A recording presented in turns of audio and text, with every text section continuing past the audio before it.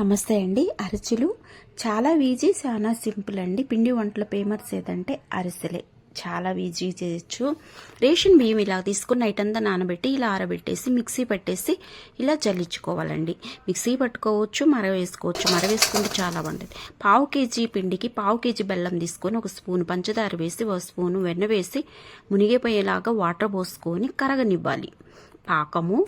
మనము పాకంలోనే ఉన్నదండి. మనకి పాకం ఇలాగా ఉడకనిచ్చిన తర్వాత ఇలాగ వాటర్ పోసి చూస్తామంటే ఇలా సాఫ్ట్గా ఉండలాగా రావాలి. ఇలా వచ్చిన తర్వాత ఒక స్పూన్ నువ్వులు వేసుకొని మనం తీసుకున్న పావు కిలో బెల్లానికి పావు కిలో పిండి, కాస్త ఎక్కువ ఉన్నా పర్వాలేదు, పిండి జోరైతే మనం గుప్పెడలతో కలుపుకోవచ్చు. దీనికి ఇద్దరు ఉండాల్సిందేనండి కలపటానికి. ఇలాగ కలుపుకున్న తర్వాత మనకి ఇలాగా పాకం అన్నది ఇలా రావాలి. ఈ టెక్నిక్ అంతా పాకంలోనే ఉందండి. పాకం మంచిగా వచ్చిందంటే అరిసె బాగా వచ్చింది. ఇలా కలిపేసుకొని గింటితో ఇలా అనంగల్నే మనకి ముద్దలాగా కింద పడిపోవాలి. అప్పుడే మనకి పాకం పర్ఫెక్ట్గా వచ్చిందని అర్థం.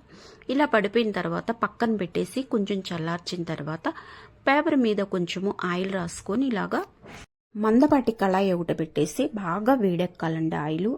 మనము ఇప్పుడు అరచి వేసేటప్పుడు మీడియం ఫ్లేమ్లో పెట్టాలి. ఎందుకంటే బాగా మంట ఎక్కువైందనుకో లోన ఉడకదు, ఎర్రగా అయిపోయింది. బాగా రెండు పక్కల ఎర్రగా కాల్చుకొని మీడియం ఫ్లేమ్లో ఇలా అరిసెల గింటి ఉన్నా పర్వాలా, చిల్లుల గింటి అయినా పర్వాలేదు. ఇలా ఒత్తేసుకొని టిష్యూ పేపర్ వేసేసి ఒక్కొక్కటి ఇలా చేసుకొని ఆరనిచ్చామంటే అరిసెలు చక్కగా రెడీ అయిపోతాయండి. ఇంతేనండి, చాలా ఈజీ, చాలా సింపుల్. కొంచెం ఆరిన తర్వాత చూడండి, మనకు బాగా పొంగుతూ వస్తే మనకి పర్ఫెక్ట్గా వచ్చింది పాకం అని అర్థం. నచ్చిందా ఫ్రెండ్స్? నచ్చితే లైక్ చేయండి, షేర్ చేయండి, కామెంట్ చేయండి.